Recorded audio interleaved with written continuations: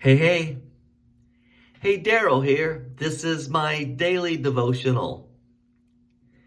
It's been said that the ministry often is a detriment to the minister's family because one who is a minister typically becomes consumed with his responsibilities with the congregation, that sometimes his own family, his own children are neglected.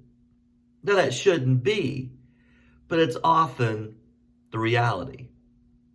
But I am certain the same thing can be said of any profession that consumes an individual, where they spend more time at the office or more time on the road and less time at home raising the children and teaching them the things of the Lord.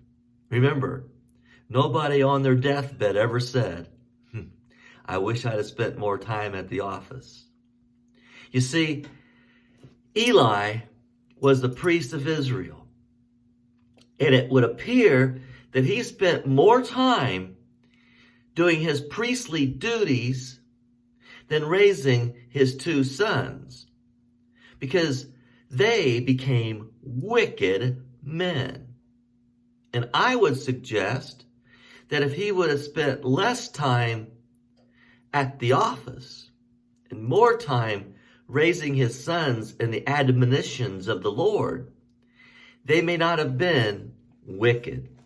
Let me read to you from 1 Samuel chapter 2 at verse 12. Eli's sons were wicked men. They had no regard for the Lord. Often the pastor's kids have a reputation in the church of being some of the squirreliest ones, some of the ones that are pretty rowdy. Why is that?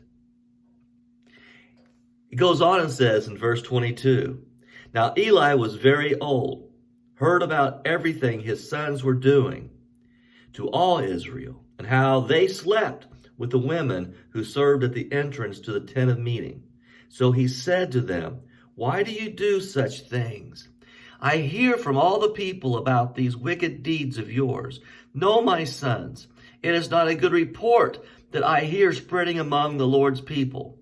If a man sins against another man, God may mediate for him. But if a man sins against the Lord, who will intercede for him? His sons, however, did not listen to their father's rebuke, for it was the Lord's will to put them to death. It's too late. Maybe if they had been rebuked as youngsters, they wouldn't need to be rebuked now as adults.